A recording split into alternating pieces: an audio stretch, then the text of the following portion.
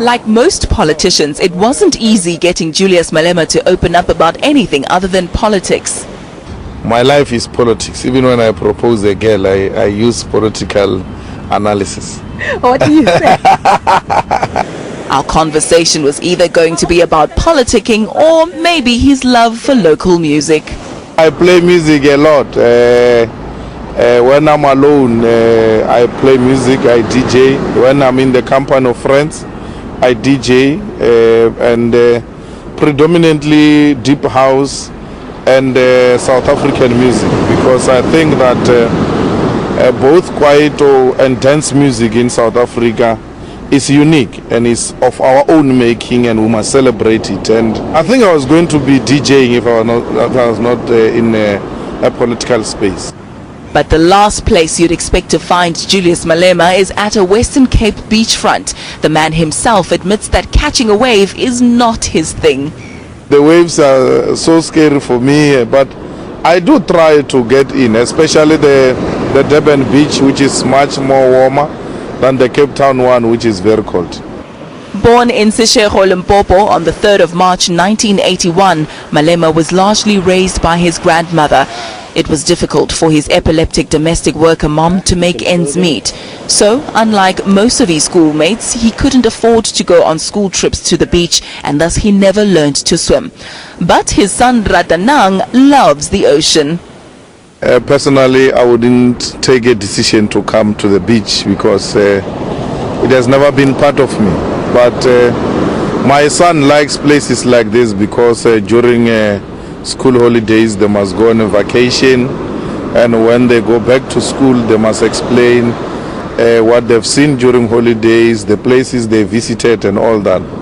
So even if I don't like being here, I'm now forced to come and be a supportive parent and be there so that I can avoid any possible danger. The feisty politician softens up when he speaks of his 7-year-old. Malema says Ratanang is thriving. He must be exposed to different things. He plays rugby at school, something that I wouldn't have thought of. I mean, ordinarily we think of football and doesn't know anything about football. It's rugby, it's wrestling and all those. Yeah, so, and he goes to a school which was only Afrikaans, so they just introduced now English and English lessons and all those things, but the culture is purely white Afrikaner culture in that school. He seems to be enjoying it. Development. Despite the boy's interesting hobbies, Malema says the apple didn't fall far from the tree.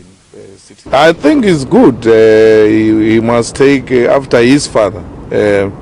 The mother is smart, and I think he's got a bit of that. Sometimes when he speaks from the other side, I hear myself speaking and I'm like shocked and at the same time laughing.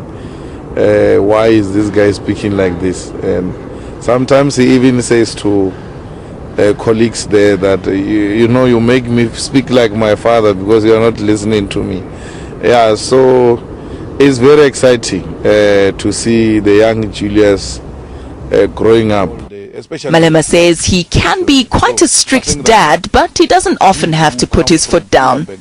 My son subjects himself to the discipline of the school and he doesn't want to behave differently, and I've told him many a times, I don't want to be called to school because of your misbehaving and all that.